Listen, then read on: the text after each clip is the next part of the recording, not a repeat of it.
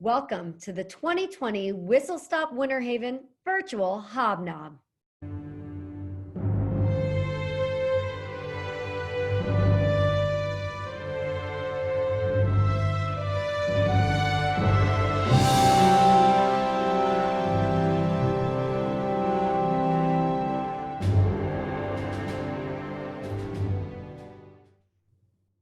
Welcome. My name is Katie Worthington Decker, and I am the President and CEO of the Greater Winter Haven Chamber of Commerce, and it is my privilege to be your MC for this video series. WhistleStop Winter Haven is traditionally an in-person event where members of the public can come together to shake hands and get to know the candidates that are on the ballot through one-on-one conversations. But as we all know, 2020 is a year to adapt, so we have pivoted this event to an online series of Zoom interviews. We certainly hope you take the time to listen to each of the candidates and learn a little bit more about them and what they stand for and while they're running. We have invited every candidate on the ballot in Polk County to participate, and we want to thank those candidates who did decide to do it. Full disclosure, the Winter Haven Chamber does not endorse any individual candidates, but we do believe in an informed electorate. So we hope that you find these videos useful as you are getting ready to fill out your ballot. I'd like to take a moment to thank our sponsors for this video series. Our presenting sponsor is Citizens Bank and Trust. Our Meet the Candidates sponsor is Spectrum.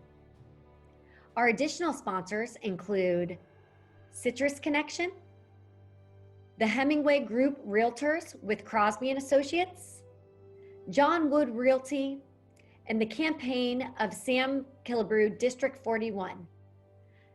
As I mentioned, there are two important dates for you to remember coming up in this election. On August 18th is the primary. And while there are the traditional Democrat and Republican primary races, there are also some very important local races that will be decided during that election. These include school board, county commission, supervisor of election, and the Lake Region Lakes Management District. And of course, the second date to remember is the general election that will be held nationally on November 3rd. We hope that you will find this video series useful, and please encourage your family and friends that are eligible to vote to do so. It is our greatest right as American citizens. Enjoy.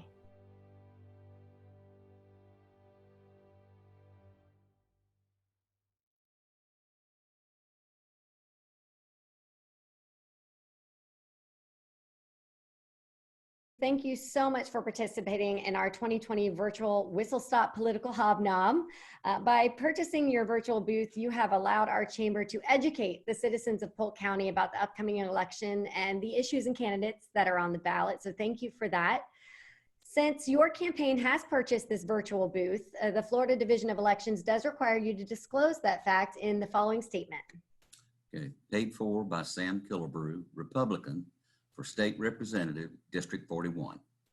Very good. Well, now that we got that out of the way, we can dive into the good stuff. So wanted to start with a question. Of course, you are the incumbent running for this position.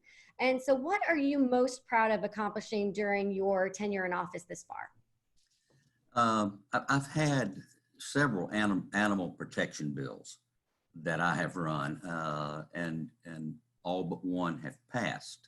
So I'm very excited about that. But probably the biggest one is a veteran bill that I ran that allowed a spouse of a wounded combat veteran to, if they pass away, to be able to retain their ad valorem discount. Mm-hmm. So I didn't know that they weren't allowed to until this last session. And on the floor, there was a representative said, you know, that's interesting. I had an uncle that passed away, and the next year, my aunt got like $600 more in her bill and didn't have it. So it's that important, and it'll be a big help. So I'm proud of being able to get that one. Very good. And what do you anticipate will be the top priorities of this upcoming 2021 session? For me or for the session? Let's make that two-part, for you as well as for the session. Well, the session, I'm sure, is going to be budget money. I think the governor did a good job with the way he did his vetoing, and I think Florida's in pretty good shape in comparison to other states.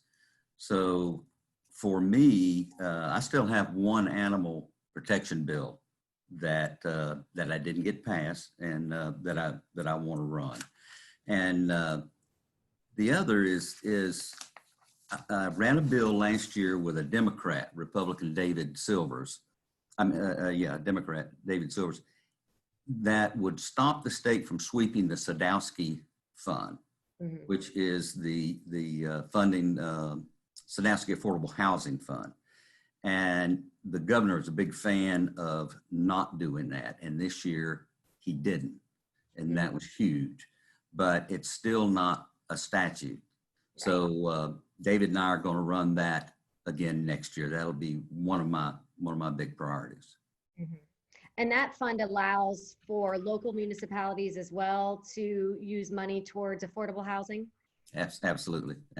And even though the governor cut some, you'll see the SHIP, I think he cut some out of the SHIP, but there's other monies there from federal cares and that kind of thing that can go in. So it's not as bad as it sounds when you read it in the paper.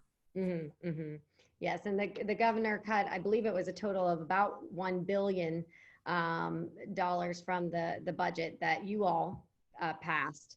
Right. But as you go line by line, it was certainly surgical, trying not to impact too many major things in terms of that. I'm sure it's major to the people that won the money in the budget. And for the people watching this video, it's a hard fight. I mean, when you go in with your priorities, you go in with the wish list that your constituents bring to you and say, can you help us get this into the budget? And you follow that money all the way through session. And then you have a big celebration on the last day that it made it through. And then you have to wait for the governor to sign off on it. So it's a process. And, I'm one of 120. So there's 119 other people doing the same thing I'm doing. So it's a lot. It's a lot. Yeah, and of course the strangeness of the time that we find ourselves in now with absolutely. So as someone who would be representing the community of Winter Haven, what do you perceive as our community's top priorities at the state level? There's three that I can think of. One is the 5G dark fiber. We had that in for last year. Of course, it didn't make it, but we're going to push that again. That's not only good for business, it's going to be good for individuals. We'll probably have more kids schooling from home. So we're going to try to push that a little harder, and we may have a better chance because of a lot more virtual schooling and that type of thing going on. The other is the water infrastructure for Winter Haven, reuse water, just running water mains to people and staying on some type of a water conservation program. They have the One Water program that they're working at. But the biggest thing for cities, which would include us, Winter Haven, is home rule. And I'm a big home rule person. I don't think the state ought to tell the cities and counties how to operate.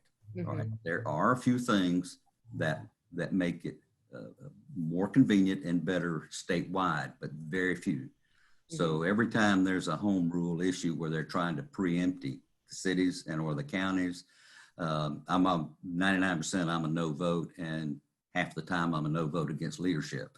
But I'm really firm believer that we know what to do best, not the state, because the state doesn't like the federal government telling us what to do, so vice versa. So anyway, those are the items for Winter Haven that I see. Are there any home rule issues that you foresee kind of coming to the forefront in the next legislative session? Specifically, I mean, we've heard a lot about vacation homes through the years and various things of that nature. I'm sure there's going to be some of that same thing will be coming back up again. There'll be 2 or 3, like you said, vacation rentals. Could be vaping. I mean, there's just a myriad of things, and somebody will create some new stuff. As they always do. But I stay close with the League of Cities and the Florida Association of Counties. So anytime I see a bill that I think will affect either one or both of them, I call them because they know better than I know if it's something that will hurt them, or they'll say, okay, we can live with half of this. So then we try to negotiate that out. But those people know, and I yield to them and take their advice. Kind of a side note question. That's a great point in terms of, you have a lot of different subject matter that comes before you as a legislator. And there's no way that you can be an expert in every single thing that you're being asked to consider. So for our viewers that may be passionate about something, what is the best way for them to inform you or any legislator about maybe the unintended consequences of proposed legislation, or how they are pro-con on something? Right. The first thing I would suggest that they do is they email me and just lay out what their concerns are, what the issue is, and what their concerns are. So then we can take that. We may have the answer right there. If not, we can go to staff in Tallahassee, who are the experts, and draw information, or go to the representative that's running that bill and say, I've got a constituent that's got an issue with this. What should I tell them? What's the, because it's their process. Right. And then we can email back. If they want to call, that's fine. It's just that it really is easier to do an email, but if they call, if we can't talk to them right then, we'll call them back, because it's important that we stay in touch with people at home. Very good. So for our viewers that may not know you well, tell us a little bit about yourself. How long have you lived in the Winter Haven area, and what's your background? Okay. I was born and raised East Polk County. I served in the Navy. I started and owned 4 different companies here in Polk County. And one of the things about the companies that I'm proud of is the fact that I was able to employ probably over 250 to 300 people over those 4 companies over those years. And because your employees are the ones that make your company. And was fortunate enough to have really good folks, but to be able to give them an opportunity to work and build things for their families. I retired too early. And after I did retire, our sheriff asked me to think about running for state representative. And I had no desire to run for political office, but when Sheriff Judd asks you to think about something, you think about it. So it took me 4 or 5 months to really decide. And at that time in my life, I thought, well, if I'm ever going to do it, now's the time. And so then that became, quote, my job. That was everything for me. And it's hard. It's hard work. It has a lot of peaks and valleys. And but I've been very fortunate to have a lot of really good folks around me and a lot of good advice coming from people. So I'm enjoying my term up there. It actually is getting better because the longer you're there, the more friends you make. Outside of the businesses that you've run in the community, what sort of service have you provided the community, or nonprofits that you've been involved in the community? Nonprofit. Well, my office was in Lakeland, my construction company, the last one. And so I was on several boards over there, United Way, not United Way, but Goodwill. I was president of Goodwill in the year that we actually merged with St. Petersburg. I've done animal rescue with nonprofits. My wife is on the board for the Humane Society. So there's several nonprofits like that. And, you know, there's several little groups around that do things for people during the holidays. Mm-hmm. And I'm not necessarily involved with them as a board member or that kind of thing, but we try to typically donate, you know, if it's $100 for Thanksgiving or $100 for Christmas or that kind of thing, and into some really good charities and things that I know that the money goes direct to people. Mm-hmm. And that's the kind of things that we typically donate to, is knowing where it goes, and it mm-hmm. goes direct to them. Mm-hmm. Absolutely. So why should a voter choose you over the other candidates that are running for this office? Okay. I have not met my opponent, so I don't know his qualifications. Over the last 4 years, I've learned that the way to get things done in Tallahassee is through building relationships and compromise. Mm-hmm. And it's a lot like running a business. It's the same thing. I work hard to know what my constituents want, work with our members and the staff, because your staff is extremely important up there. And so I try to build relationships with the staff as well as anybody, even with the lobbyists, because they're the ones who can really help you get your bill across the line. And you have to remember, there's 3,000 or so bills, and you get 6.